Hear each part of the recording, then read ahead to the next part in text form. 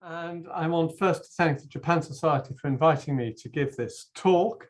As Heidi said, I first of all wrote a book on British extraterritoriality in Japan. And as I was doing that, I came across the Anglo-Korean treaty, which included provisions for extraterritoriality, treaty ports, etc. And just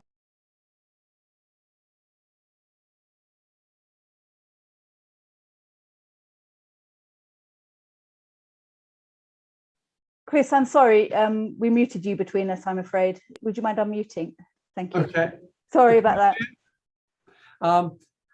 When I was researching Japan, I came across the Anglo-Korean treaty, and reading it, I just thought how different it was from the Treaty of Yedo with Japan in 1859, and how, if you read the treaty, it was effectively a recitation or a litany of all the problems that Britain had encountered with extraterritoriality in Japan.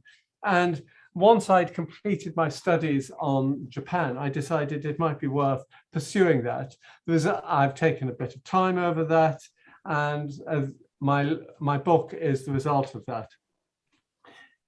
British extraterritoriality in Korea existed for just 26 years, from 1884 to 1910. The extraterritorial period in Korea was the shortest period for which Britain had extraterritoriality in East Asia. In Japan, it had it for 40 years, from 1859 to 1899, and in Japan for almost a complete century, from 1843 to 1943.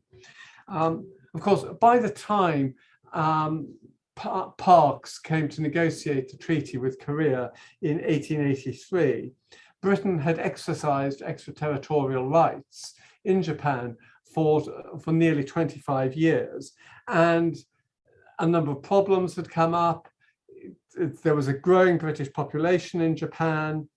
In 1879, Japan had become almost a separate jurisdiction, so to speak, with a professional judge-run British court, Her Majesty's Court for Japan, based in Yokohama, completely separate from the Supreme Court, which ran the extraterritorial edifice throughout East Asia.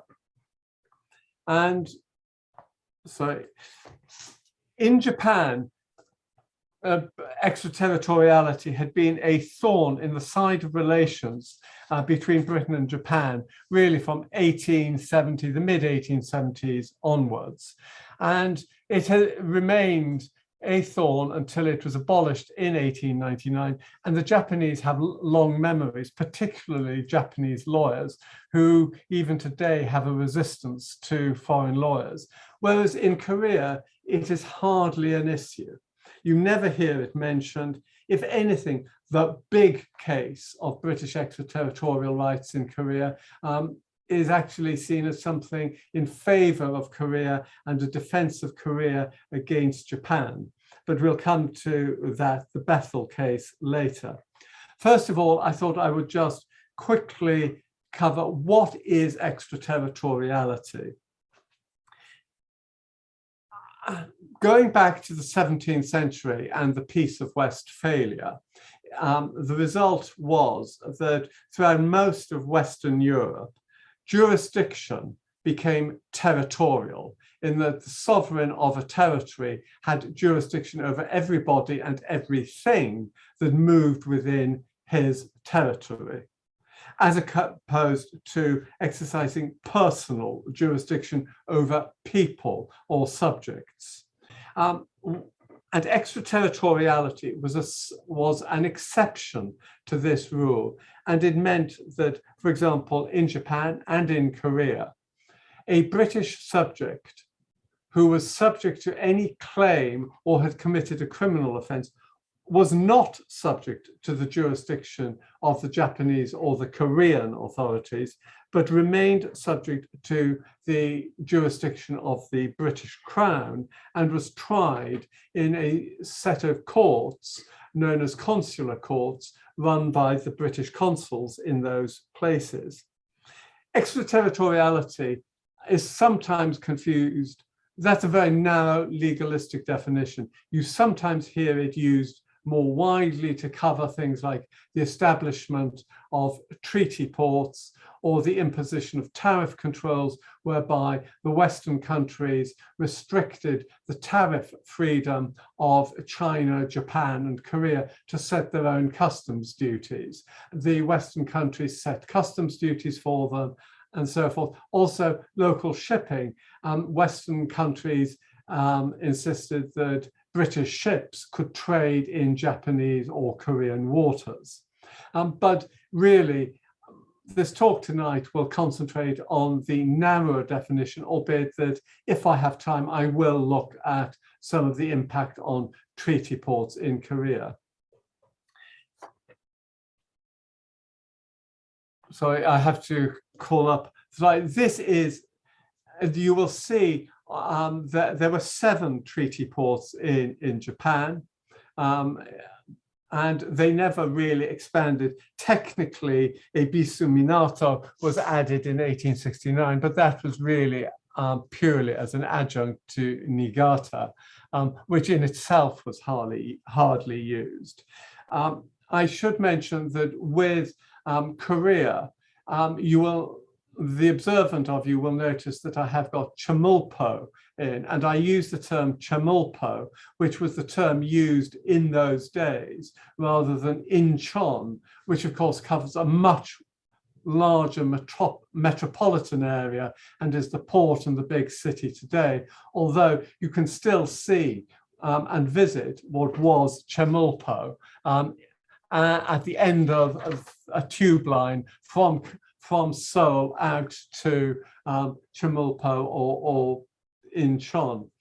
The background to the Anglo-Korean Treaty of 1893. You remember Korea was the hermit kingdom and remained closed. China had been forcefully opened to foreign trade in the early 1840s and Japan in the 1850s. By 1876, Japan was very simplistically looking to establish itself as on a par with the Western powers, and it looked to Korea, and it viewed Korea as being in its back door. And in 1876, Japan imposed effectively a treaty upon Korea.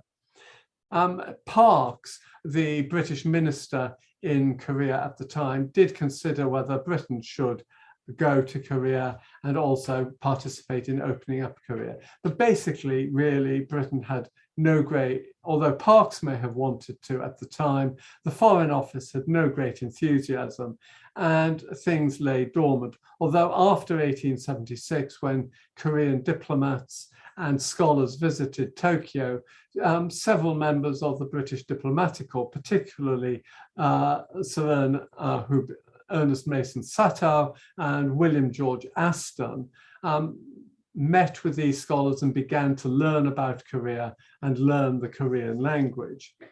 There were constant British concerns about Russia, of course, and Russian Navy, because as you will remember, Russia's clear water port of Vladivostok was there, and the British Navy had a base. Its summer cruising station was in Nagasaki, very much to keep a view upon the Russians at Vladivostok.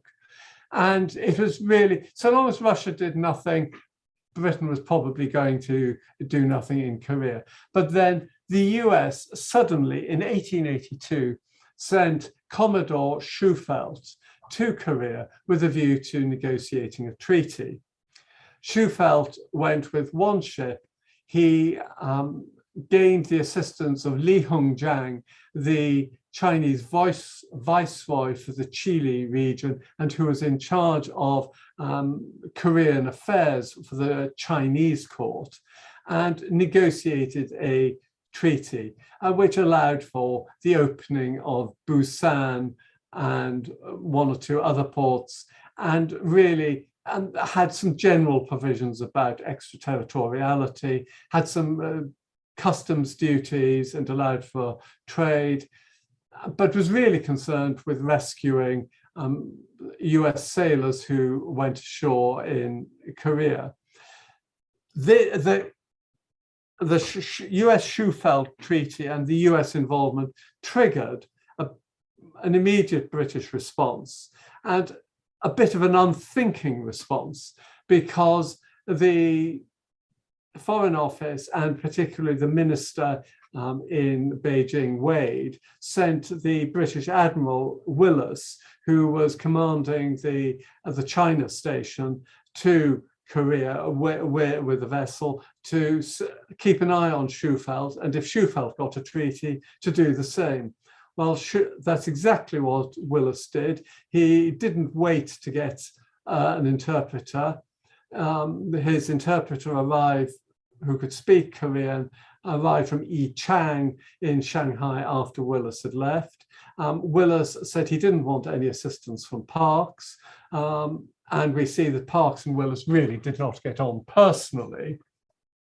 Parkes took it on his own initiative to send Aston to Korea to assist Willis, but Aston arrived 2 hours after Willis had set out on his return journey, having signed the treaty the previous day. Therefore, Willis, rather like Shufelt, was entirely reliant upon Li Hongjiang and signed exactly the same treaty as that which Shufelt signed. It didn't take very long before Parkes launched an attack on the Willis Treaty. Parkes said the customs duties were far too high.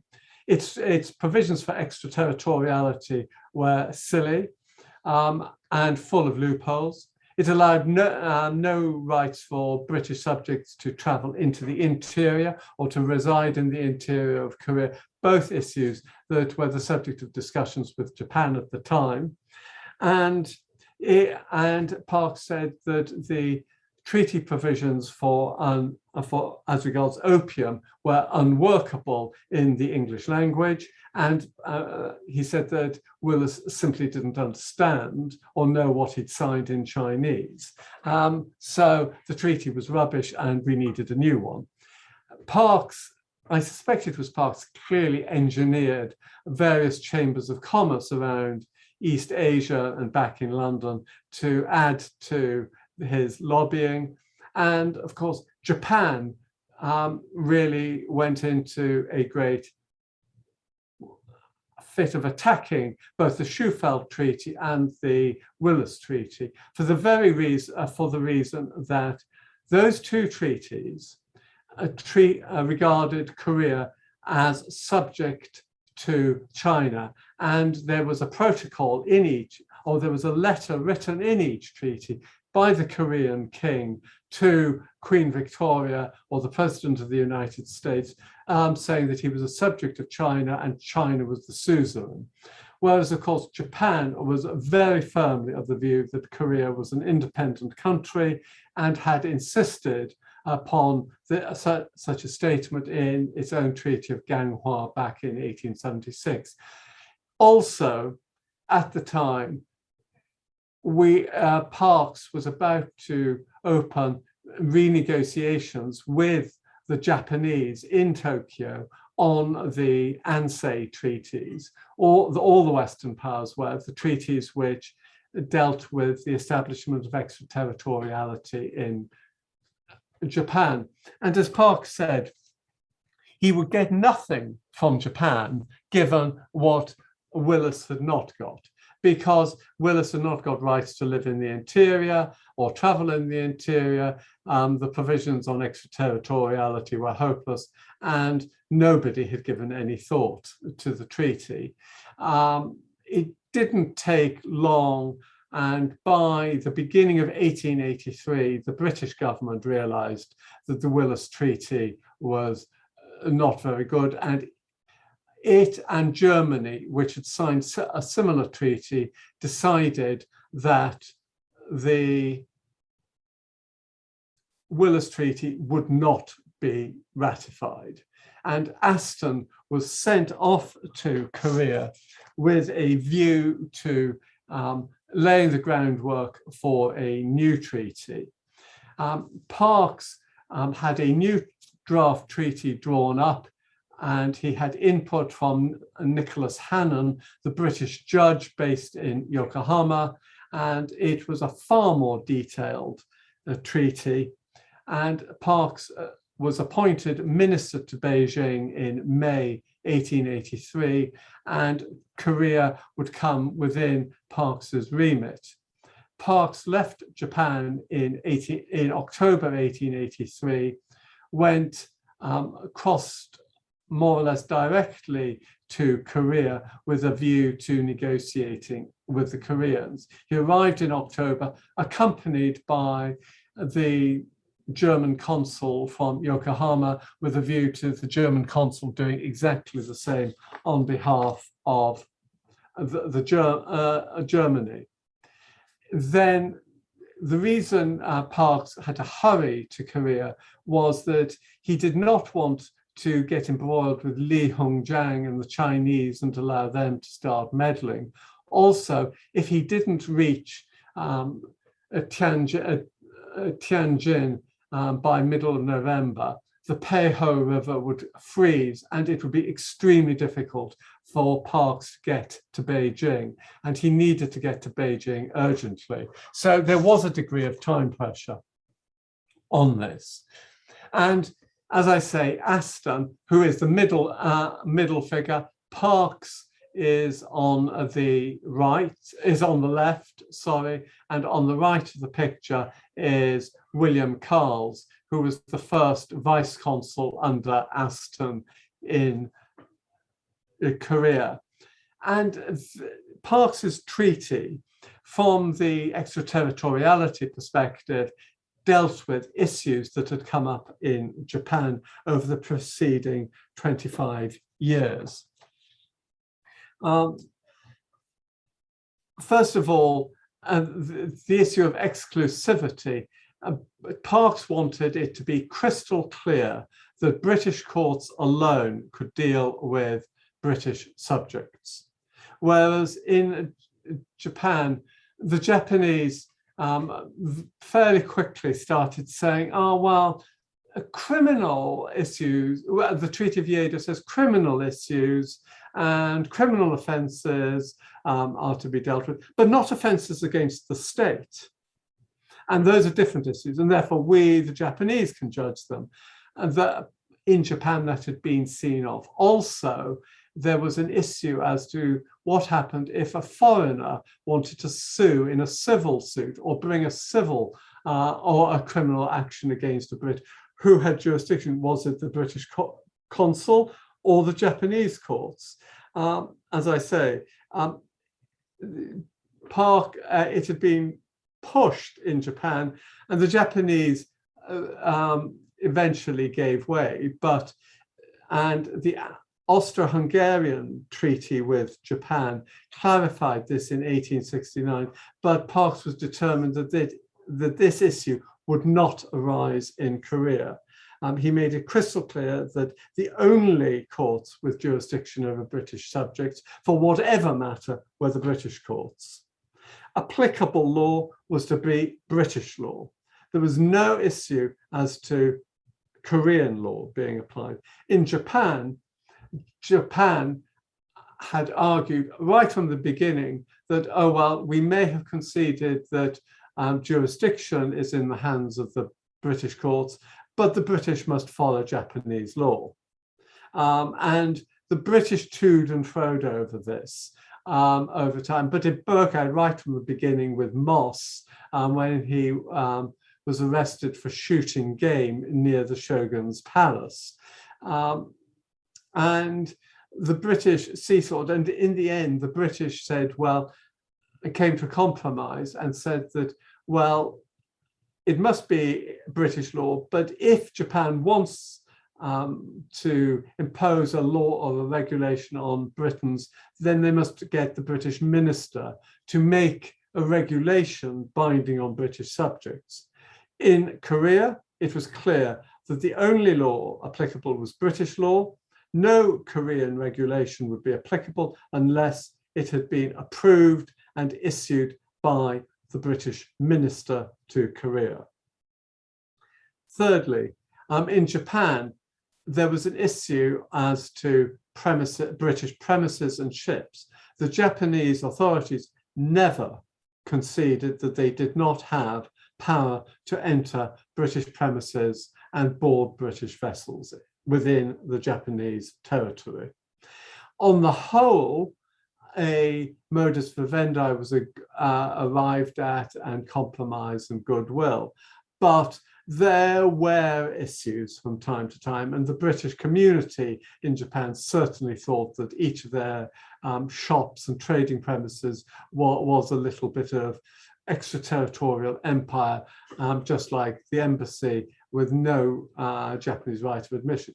In Korea, it was made clear the Korean authorities had no rights to enter British-owned premises or British-owned ships without the authority of the British consul. Treaty ports. In Japan, there were 7 treaty ports and trading places. In Korea, Parks agreed that there would be Busan, which Japan had traded in for many years, had been agreed to be opened with the Americans. He also arranged for Chemulpo to be opened and for the British to have a trading base at Seoul and Yanghwa-jin, a port on the Han River outside Seoul, and at Wonsan. These had been, and this was going beyond what Willis had agreed. And we note as we go further on that whereas in Japan, Japan never agreed to open any further ports. In Korea, Korea was constantly being pushed to open additional treaty ports. Another issue that had cropped up in Japan, which the Japanese authorities never really argued too strongly about, but they kept on saber rattling over the point, was burial grounds.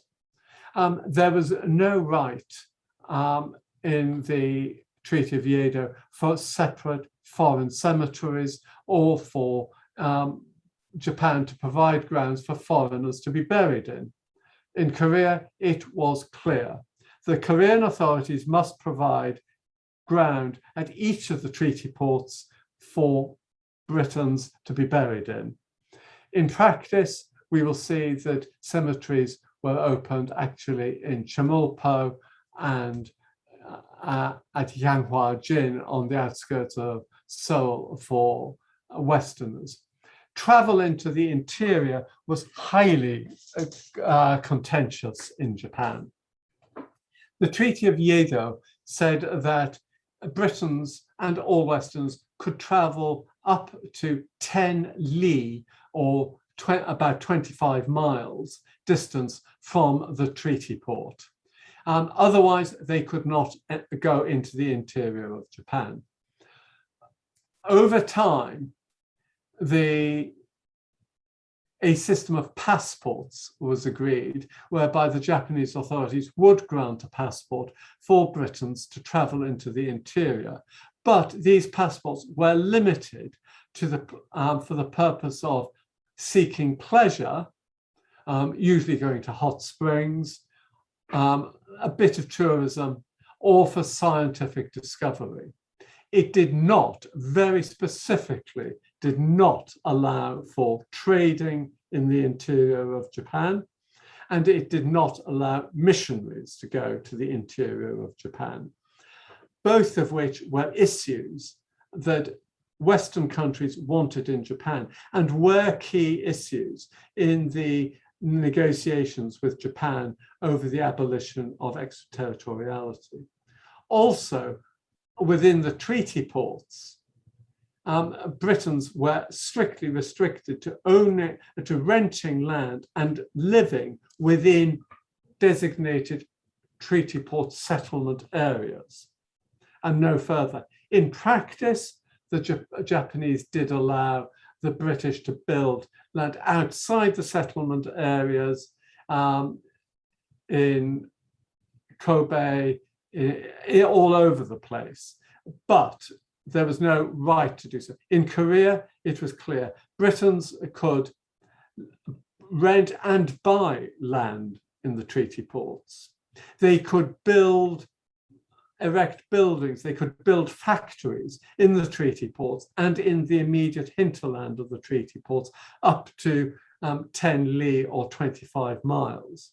Further, in Korea, the British could travel without passports up to 100 li or 250 miles from a treaty port into the interior.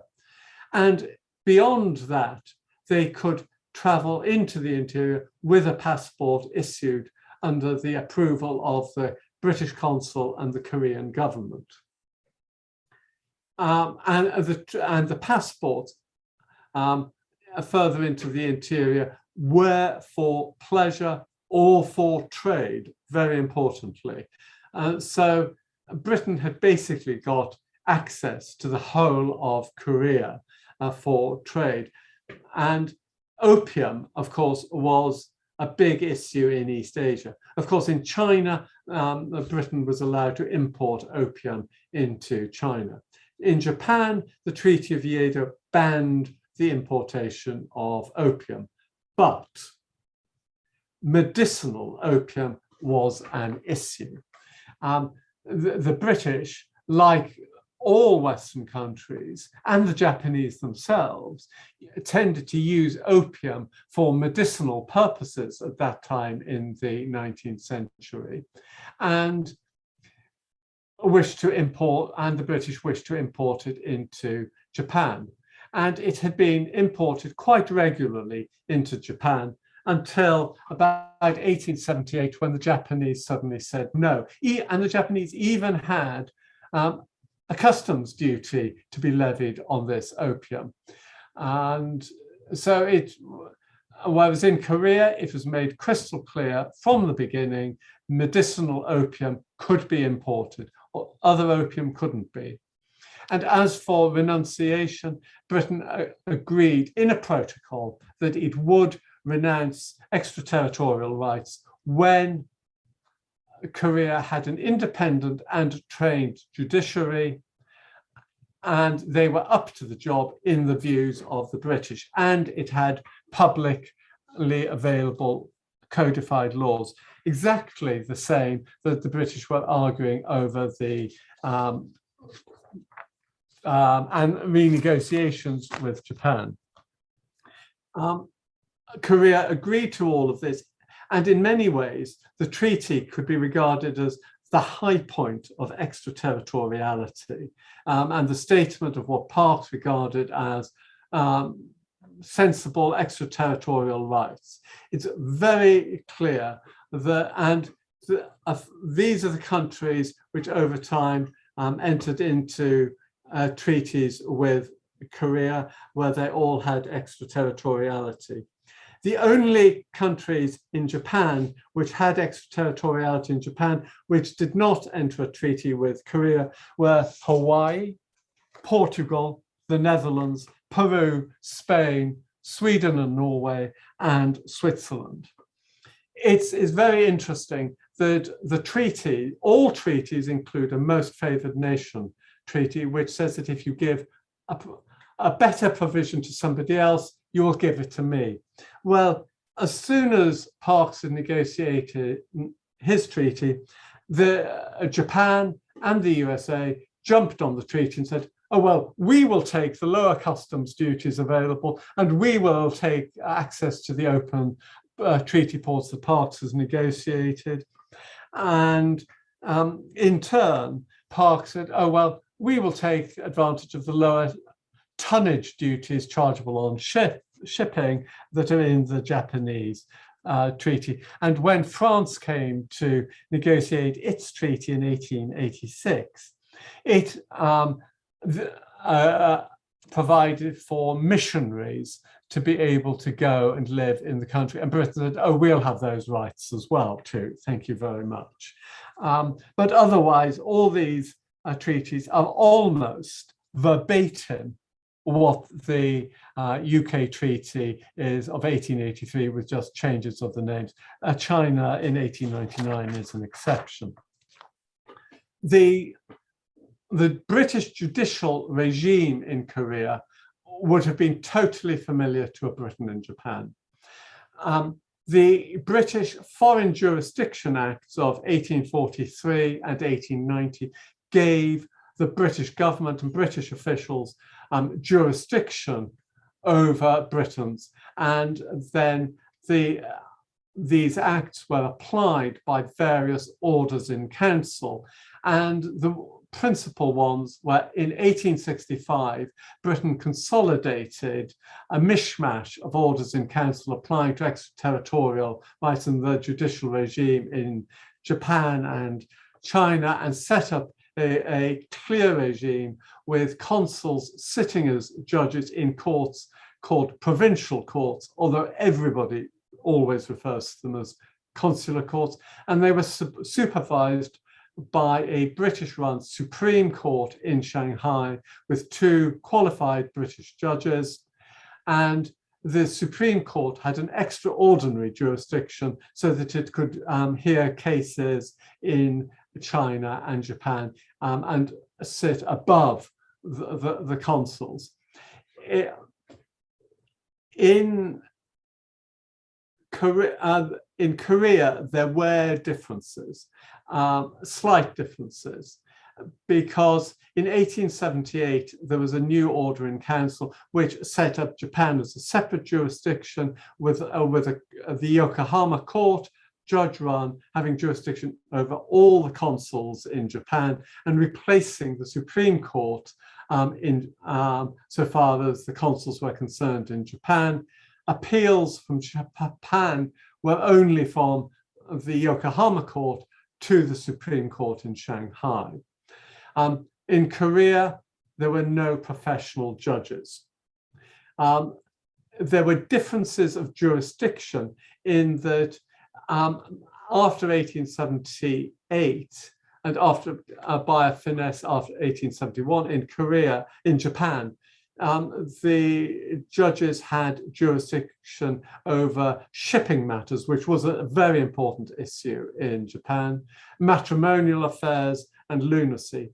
These were not given to the consuls in Korea, and that these cases were reserved for the Supreme Court. There was, one should say, a glitch. The drafters back in London, the Parliamentary Council, made a boo-boo when they drafted the Order in Council of 1884, because they said that the Supreme Court had in Korea the same rights that it had in Japan. There was a problem because in Japan it had no rights, and therefore it had no rights in Korea.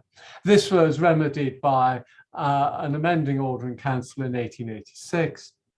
In 1900, an Order in Council recognized that extraterritoriality no longer existed in Japan, changed the name of the Supreme Court from the Supreme Court for China and Japan to the Supreme Court for China and Korea. Then in 1904, the Order in Council 1865 and its amending orders was changed wholesale, completely updated. And then in 1911, a new Order in Council recognized the ending of extraterritoriality in Korea and changed the Supreme Court's name to the Supreme Court for China, which name it kept until extraterritoriality finished in China in 1943.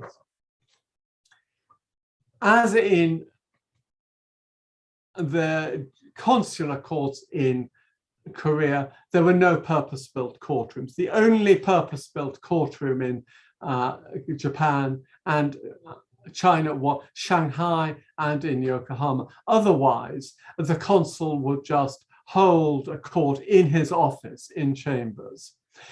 Court dress, it was just informal dress. There was no formality except if the Supreme Court traveled on circuit to Korea or Japan to hear a case formally, unlike the Yokohama court, which was presided over by a judge and there was formal dress.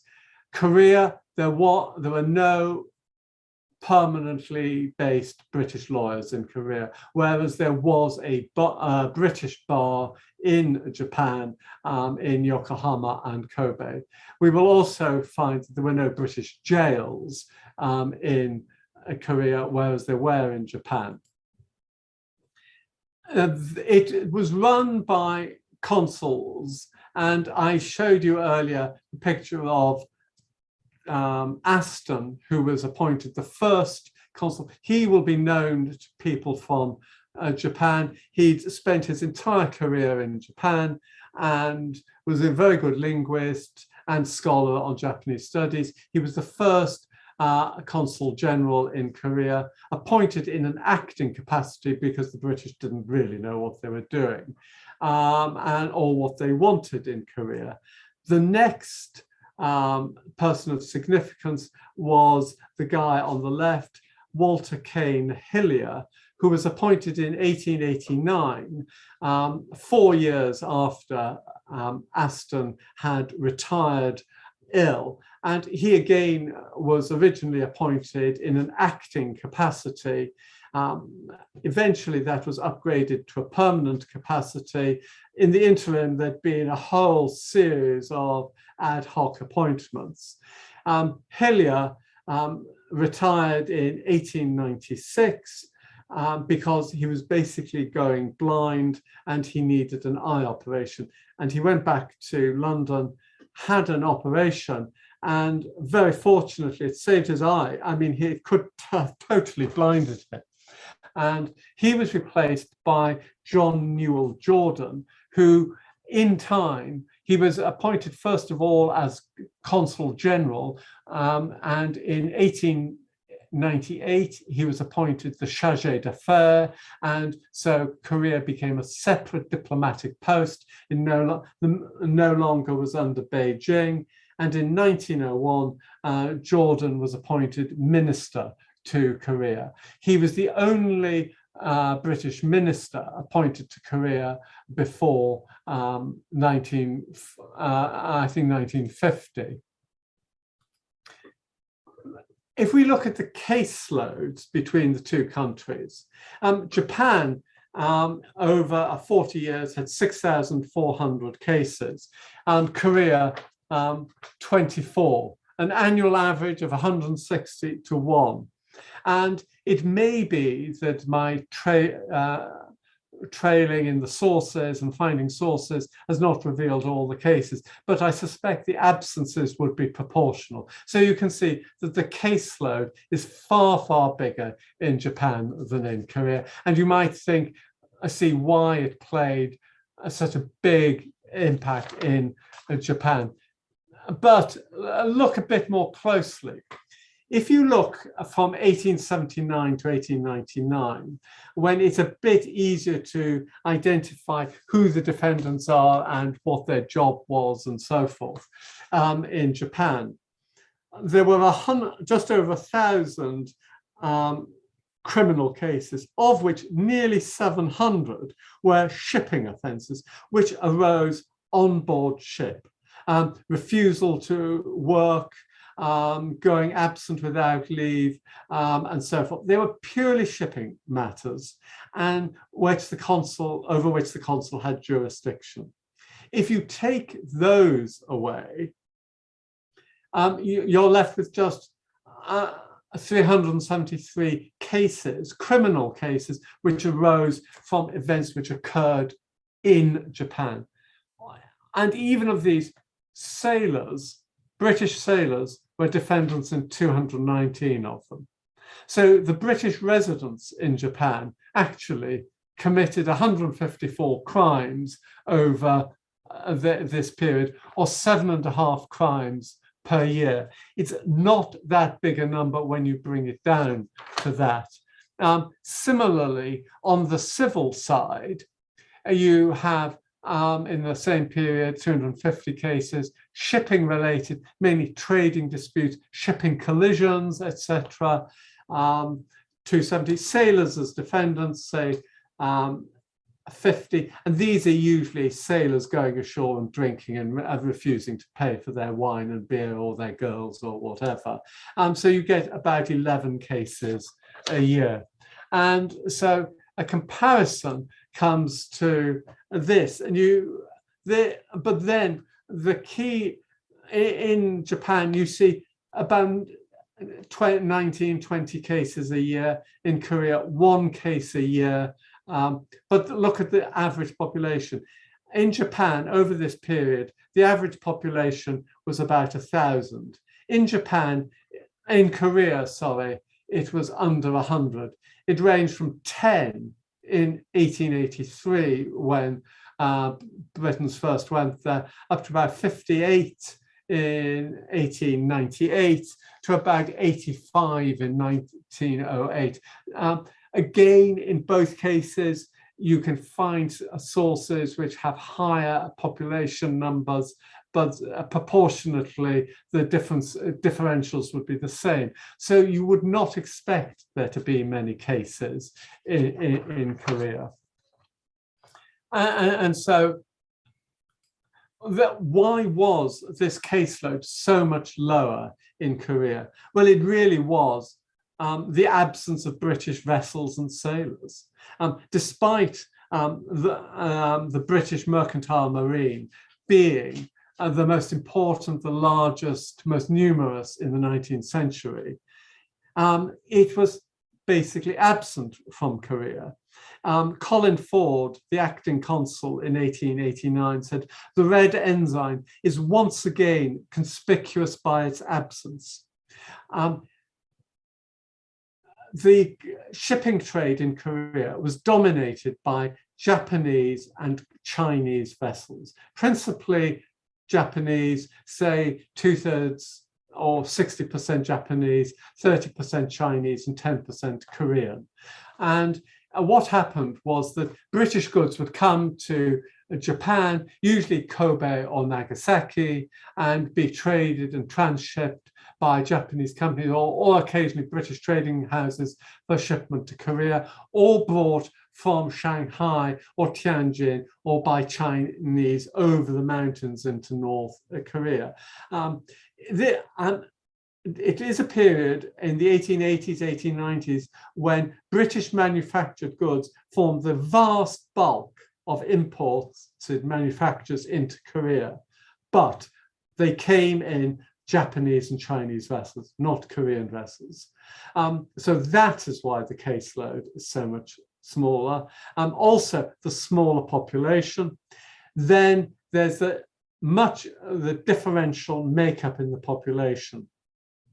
In the 1908 figures, we can see there are 85 British subjects in Korea. 20 are children, 30 are men, 30 and roughly 30 women. 35 of the adults are missionaries. Well, if we look at Japan, in Osaka, where they were practically only missionaries, we have no cases after 1879. So it's the makeup of the community. The rest of the British community in Korea were consular officials or employees of the Korean service, particularly in the Korean customs service, or they were telegraphists and so forth. We do not have a load of sailors going about in Korea as we did in Japan. And there are estimates of up to 3,000 British sailors at any one time ashore in Japan looking for new vessels. And they are causing all sorts of disturbance and so on. And they are known as the rowdy class. They don't exist in Korea. And even when mining, gold and metal mining gets underway in around 1900 and later, they're upcountry and they don't seem to cause problems. So it's not a big issue. And although we see the Royal Navy visiting Korea quite often, the sailors were presumably subject to Royal Naval discipline, or were kept well clear of sailors from foreign countries, so they didn't scrap too much. Another difference may be, another reason may be that there were no British-owned bars or drinking dens in Korea, unlike Japan. If we just have a quick look at the comparison of the makeup of cases, this isn't very dissimilar, actually, the makeup of cases. In Japan, roughly 60%, 2/3 were assault, public order, murder, manslaughter. I've included manslaughter and murder in assault, public order, of varying degrees from punching somebody up to murder. In Korea, there are 4 assault, public order cases, 1 manslaughter case, fraud or theft, 10%, a case of illegal logging, sedition. There are 2 cases of which I put under sedition, which is really, it's a politically motivated offence. It's Bethel, and there's nothing equivalent in Japan. In Japan, these are cases, and almost all these cases were actually heard by a consul. In Korea, we will find that in practice, not all of them went before a consul. Of the 4 assaults, the first occurred in Busan before the 1884 Order in Council was enforced. Therefore, the consuls had no jurisdiction. End of statement. The second one, case of which we are aware, is the constable attached to the British consulate in Seoul got into a punch-up in Chemulpo. Rather than I think that rather than trying him, they just bundled him on a Royal Naval vessel and sent him off dismissed him and sent him off to Shanghai. No court records.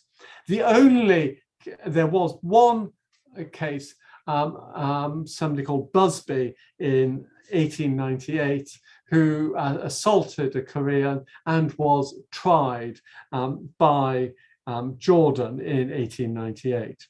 The manslaughter case was O'Neill in 1898. Interestingly, Busby and O'Neill were almost within, Busby committed his offence, his assault, 2 days after O'Neill had been acquitted. But the Supreme Court came from Shanghai to Seoul to hear the O'Neill case.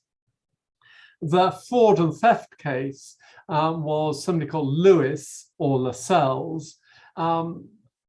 He was committed fraud all over East Asia, not necessarily in Korea, but there were no witnesses, and the person who said it was Lewis and accused him wasn't prepared to stay. He was a visiting British official from Madras, so nothing proceeded. Illegal logging was somebody called Hagraman, who was a Briton who lived in Siberia, and the Korean governor of the province sent a message to the Korean foreign minister, and Hagraman, when accused, said, "It wasn't me, the governor knows me, I haven't been there." And the Korean said, "Oh, well, it must be." Obviously, a case of mistaken identity. In Japan, we did find one reason for acquittals was mistaken identity. Everybody, all foreigners were ginger-haired or red-haired or whatever. Sedition, both convicted, both tried. They were Bethel, as I say. So that's the difference. In terms of acquittals and punishments, about 30% in Japan were acquittals. Similarly, as I showed in Korea, the manslaughter case, a jury acquitted him. they had difficulty finding a jury for various reasons. One case, mistaken identity, one insufficient evidence. Bethel was convicted twice. Busby for aggravated assault, and there were the 2 deportations.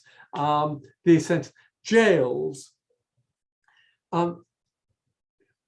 Parks and Aston, with their experience of Korea, had wanted to establish a British jail at Chemulpo as soon as they arrived.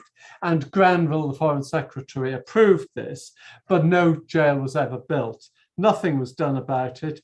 And it really wasn't a problem. But when Busby needed 3 months in jail with hard labor, Jordan wrote to Hannan, the judge in Shanghai, the Chief Justice, saying, could he transfer Busby to the British jail in Shanghai?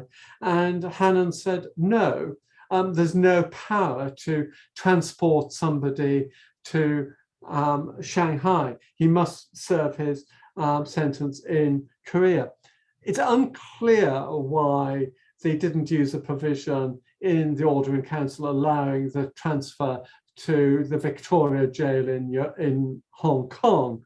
It may be because at this time Hong Kong did not like taking people from other places.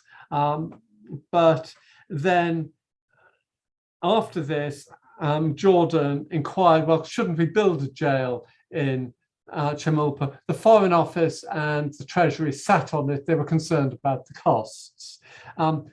Nothing happened. There was no need for a jail. The next case was when Bethel was sentenced to 3 months imprisonment in 1908, by which time the Order in Council of 1904 did make provision for the Chief Justice to allow Britain convicted in Korea to serve his jail anywhere authorized by the Foreign Secretary, and the Foreign Secretary authorized the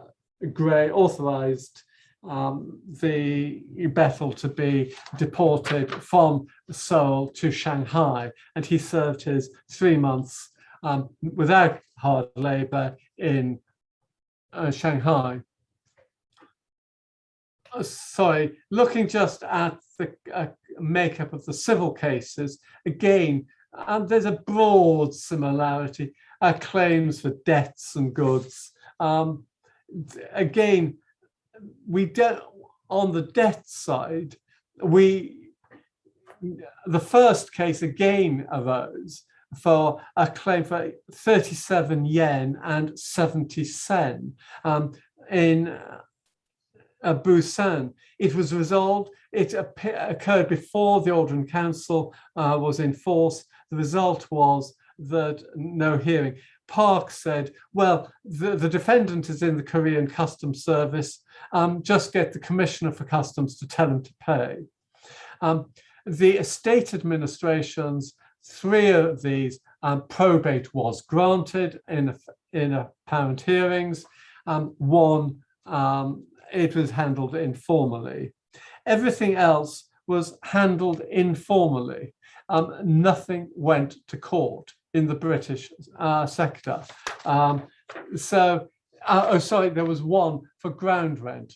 One person in Chemulpo refused to pay his ground rent, and it was dismissed on a technicality, found for the defendant, at which point the Korean authorities threatened to appeal to the Supreme Court in Shanghai.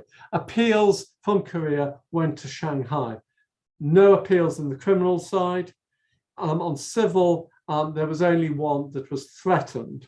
Unlike Japan, where there were 8 appeals on criminal side on grounds of law from Japan, and about 25 from Japan to Shanghai in the civil side over the period. I'm sorry, I am running out of time. I will just mention some, was the system biased? We have little evidence to suggest that the system was biased. In Korea, there were so few cases. So I don't really think there's anything in Korea to suggest that. Other issues were that the British jurisdiction was exclusive, and it meant that if there were foreigners involved, Britain didn't necessarily have jurisdiction. For example, a Briton, Preston, wanted to, his watch had been stolen, and he found it in the shop of a German Goschalki. So the Briton Preston had to go to the German consular court, and Goschalki admitted, he claimed he'd bought it from a Korean. But there was no court that could hear all three cases. Registration was an issue. The orders in council required that the British subjects to register and pay 5 yen or 1 yen, depending whether they were an artisan or not, to register with the consul. In Japan, most Brits refused to register and were often prosecuted. In Korea, there seems to be similar aversion to registration, but there were no prosecutions. Marriages was always an issue, and it was the consuls needed special permissions and authorities to get marry British subjects. That was a problem. Inquests and burials. In Korea, burials, there were 2 cemeteries, one at Chemulpo and Yanghwa-jin, 8 and 15 that Britons buried.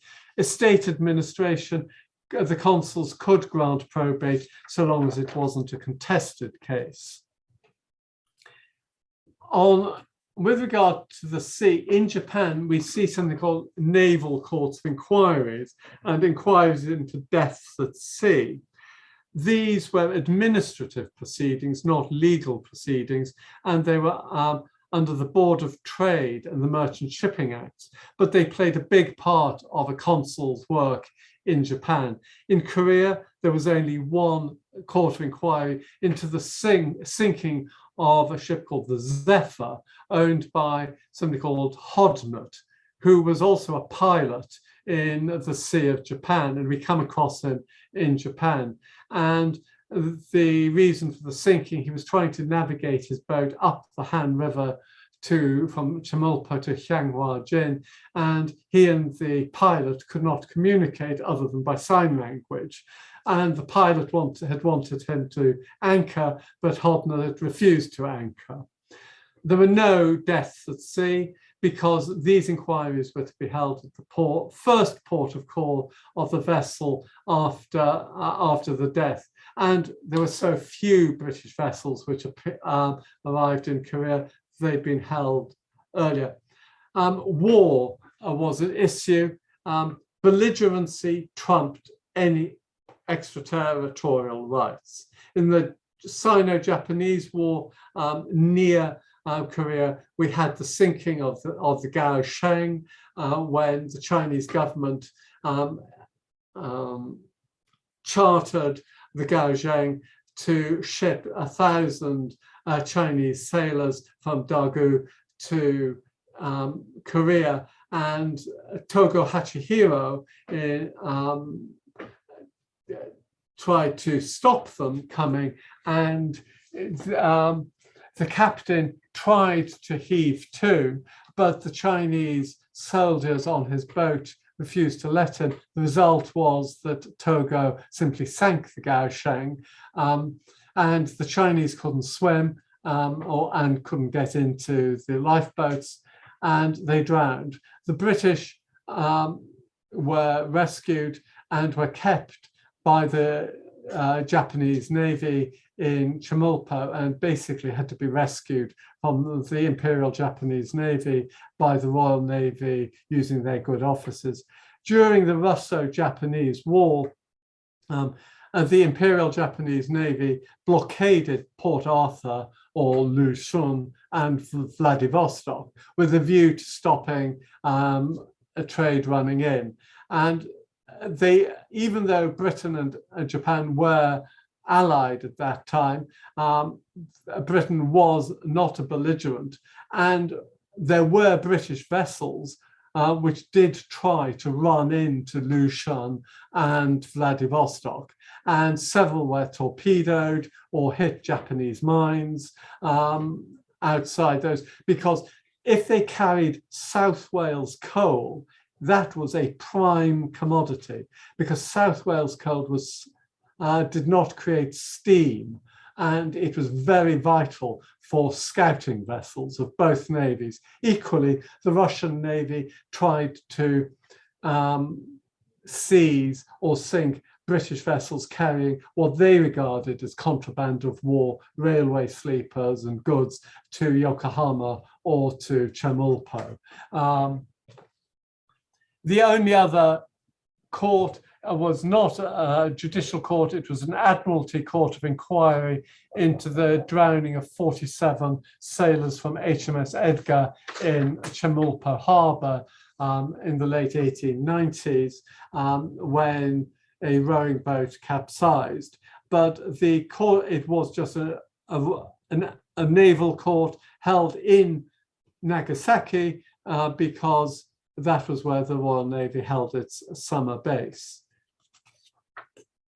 In Japan, extraterritoriality had been a painful process.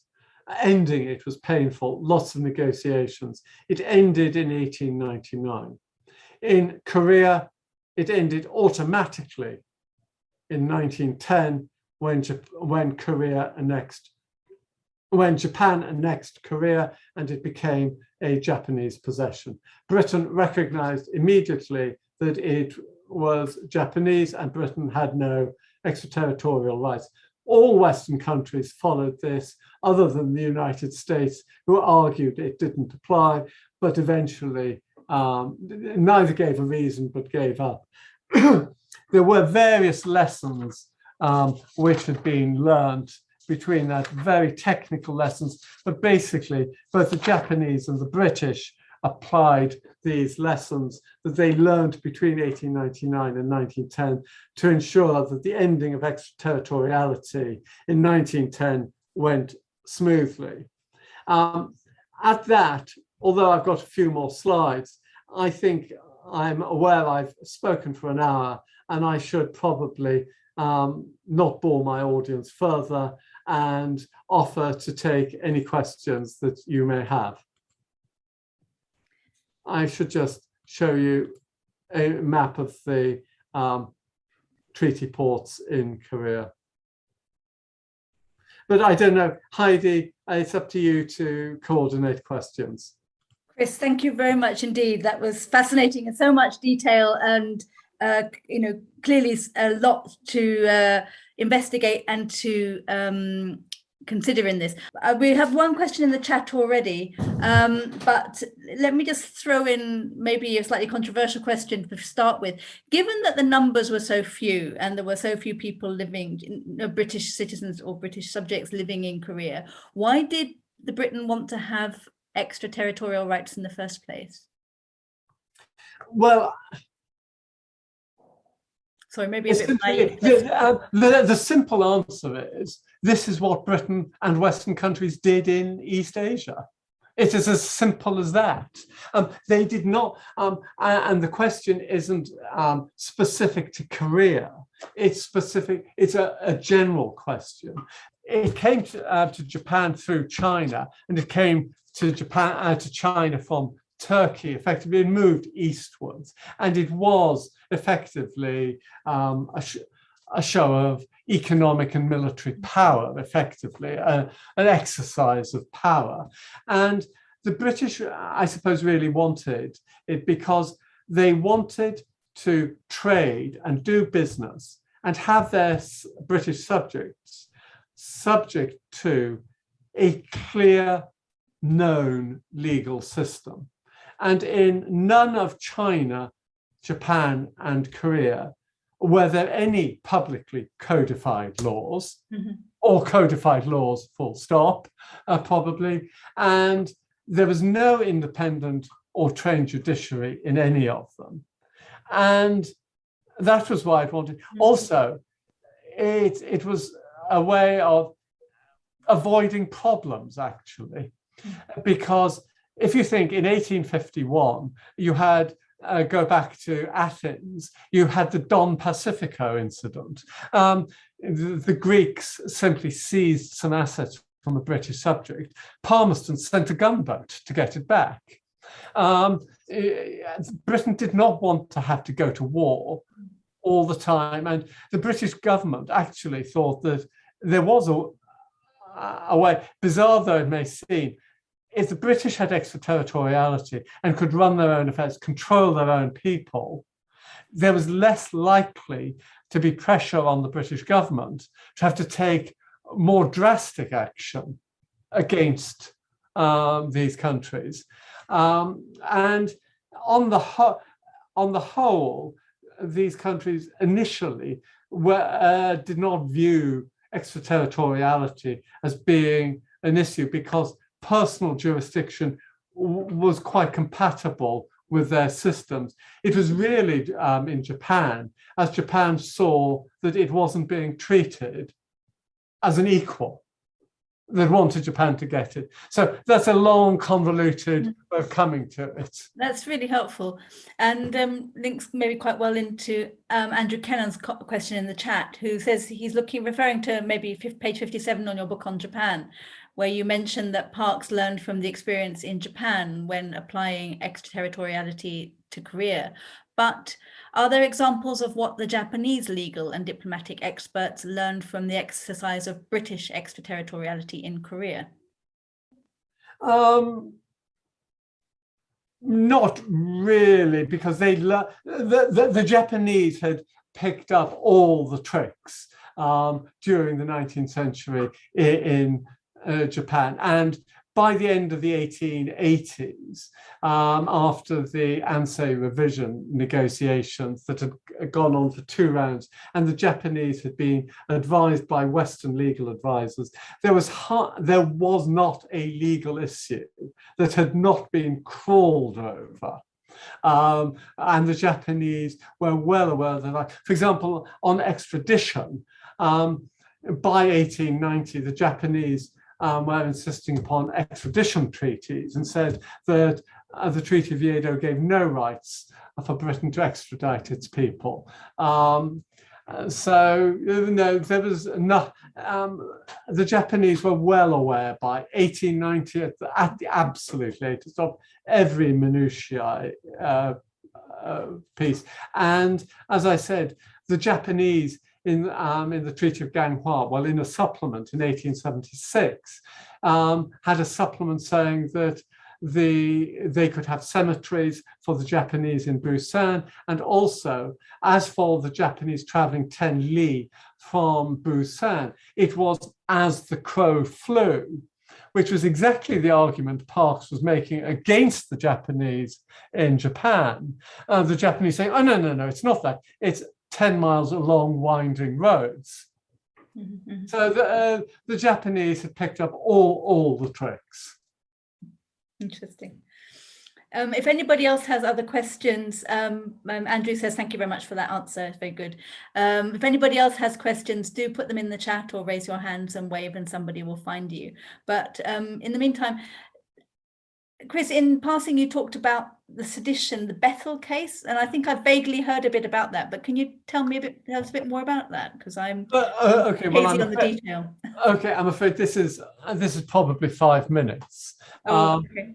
Okay, so I apologize, but Bethel was, one of these youngsters. He'd come out from London, gone to Yokohama, but basically settled in Kobe. He did a bit of export-import business, and he dabbled in journalism. He rode a bit and so forth.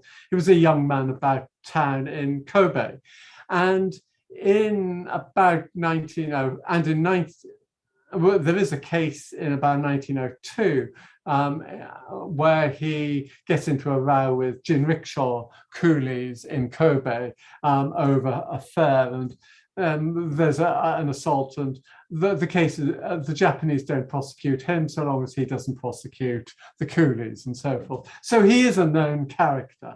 In 1904, when the Sino-Russian War breaks out, he goes to Korea with a view to acting as a reporter for the London-based, I think it's the Daily Chronicle, I think, but a British newspaper. Very quickly, the London-based newspapers find that they can get their news far more quickly from the Japanese legation and sources in London than they can from reporters based in Korea. And he's dismissed.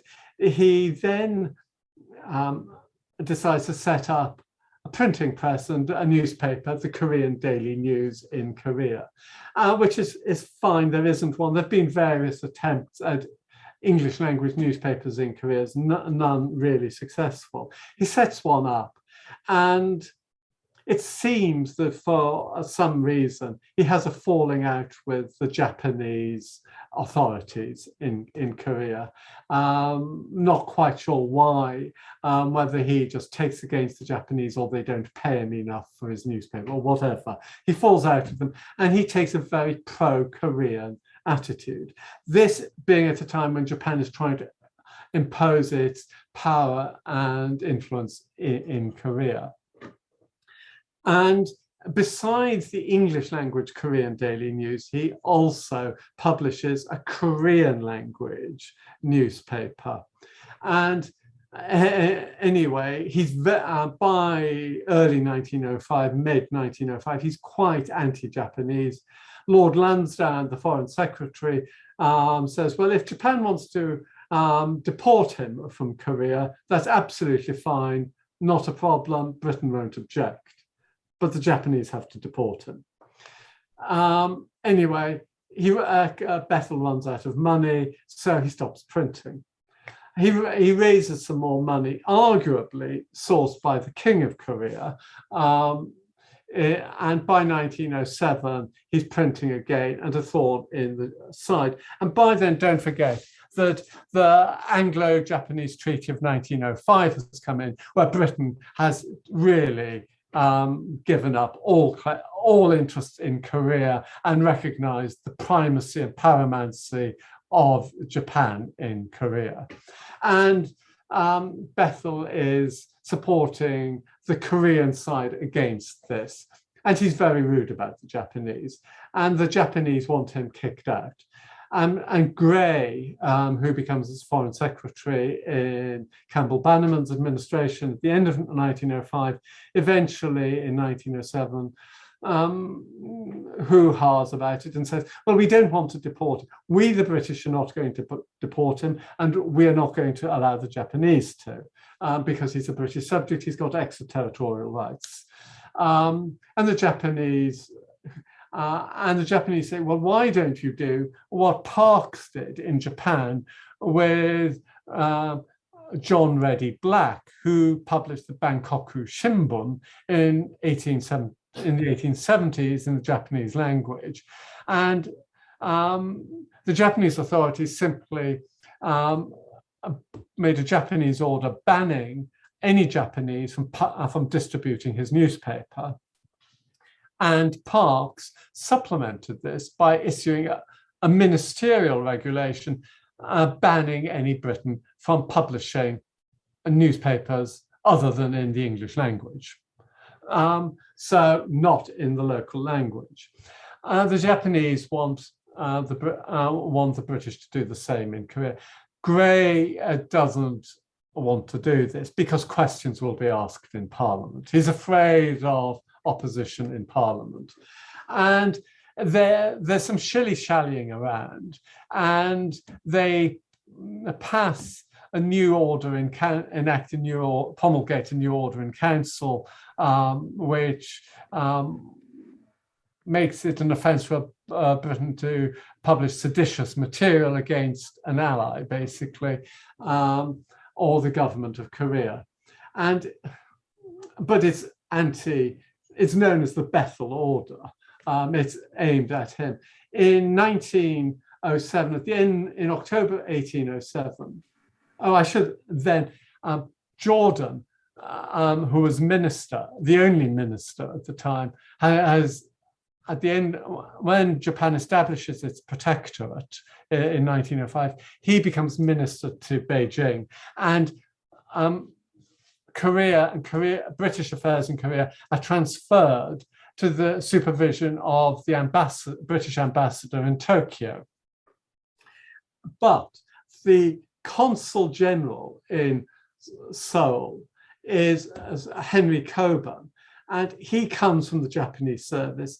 He's antipathetic to the Japanese, whereas Jordan was quite sympathetic.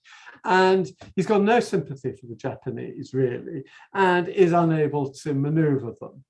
And the Crown Prince of Japan is coming to Korea in October. So Coburn basically panics and prosecutes Bethel for a breach of public order, anticipated breach of public order. He's terrified that Bethel will publish something and cause the Koreans to riot whilst the Crown Prince is there. And finds him guilty, binds him over, and the prosecution it's a summons on 1 day's notice. It's based on a prosecution laid by Coburn's assistant, Hamilton Holmes, who comes from Japan, based on translations of articles written by Arthur Lay, supported by the Anglican bishop in Korea, who says the Koreans don't like the Japanese and may riot. It's a stitch-up. And the Foreign Office say, you can't do this. But Coburn says, well, your telegram arrived too late. I've already done it. I've bound him over for 6 months. 6 months is up in May 2008, and Bethel publishes something. The Japanese don't like a publication and go in and seize a newspaper, a copy of his newspaper. Coburn protests because, of course, the Japanese are acting as the government of Korea. Government of Korea has no right to enter British-owned premises without the consent of the consul, and this is a breach. He complains, Coburn complains, it's a breach of British rights, and the Japanese sack the Japanese police superintendent of Seoul for this. And then Bethel doesn't learn. He carries on publishing articles, and ultimately the British, the Crown Advocate, who's a local version of the Attorney General, comes from Shanghai to Seoul to meet with the Japanese authorities and with Coburn, goes through all the articles, and with the Japanese agrees that he will prosecute and suggests that Bethel be proceeded against in the Supreme Court under the 07 Order in Council, and Bourne, the acting judge of the Supreme Court, travels to Seoul to hear this case. And here's it. It is one of only two cases where a British person in Korea has a lawyer, and Bethel has a British lawyer, Cross, come over from Kobe, where he's still practicing, to Seoul to defend him. And there's a 4-day hearing with judge in gown, wigs, full flummery. The first issue is, should there be a jury? Bethel's counsel says there should. Bourne, obviously part of the British establishment, says no. And there's no jury, because it is crystal clear that they can't find a jury who would convict Bethel. British juries in Shanghai are notorious for not convicting when the British government want them to. And Korea, it is assumed, would be no different. Anyway, Bethel is convicted and he is sentenced to 3 months in jail. And instead of sending him to Busan and on a ferry to Shanghai to serve his sentence in Shanghai by the night train, where his supporters can say goodbye to him, the British summon him at 12:30 and say, "You're on a train to Chemulpo. We've got a Royal Naval vessel to take you from Chemulpo to Shanghai." So he was spirited out of Seoul without any disturbance. It sounds like you could write a whole novel just on that. Well, actually, the only book that in any way deals with this is written by a Korean, Chong, on this case. It's written from a Korean perspective because there are Korean ramifications, but I've really looked at it really from an extraterritorial British perspective. But it's a bit, Cockburn resigned. He didn't like what he was forced to do. His successor, Bonar, who is the only British qualified lawyer and with judicial experience to be a consul in Japan. He'd been the last acting judge of the British court at Yokohama, replaces him as consul in early 1909. And Bethel dies actually of a heart attack, and Bonar persuades the Japanese to buy the newspaper so that it becomes a Japanese mouthpiece. And interestingly, Bonar is one of Bonar's assistants, White, says in a later memoir that Bonar was able to get the Japanese to do whatever he wanted. He just knew how to handle them, which Cockburn wasn't. Thank you so much, Chris, for your time this evening and for joining us. Thank you.